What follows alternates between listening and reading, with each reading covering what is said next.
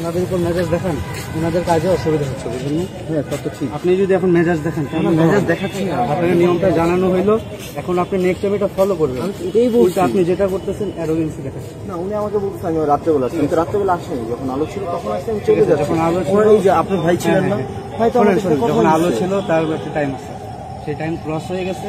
এখানে যেহেতু incident recent একটা ভালো হয় নাই, সেই ভিকটিম আপনিও হইতে পারেন, তো ওই জন্য এই সেফটিটা। সেখানে যারা আসে তারা আপনাদের ভালোর জন্য আসে, কেউ আপনার শত্রু না, বুঝলেন? আপনি যদি এসে ওনাদের উপর মেজাজ খারাপ দেখান, তাহলে তো এটা মানে not at all expected from you, from a good citizen.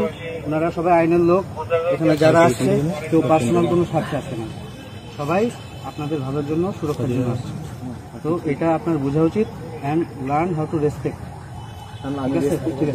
আপনার একজন সৈনিক, আমি আপনাদের একটা প্রশ্ন শুনছি, আপনাদের একজন সৈনিক একটা কুকুরের দিকে ঢিল মারছে, আমি তখন এটা দেখতে রাখতেছি, এই কারণে আমি সিরিয়াস আচরণ করছিলাম। তারপরে যখন আচরণটা মানে কুকুরের প্রতি আপনারাও যতটা মানবিক, ভালোবাসা আপনার, হ্যাঁ, এই আইন শৃঙ্খলার প্রতি ততটা সম্মান আপনার তার থেকে বেশি হয়তো।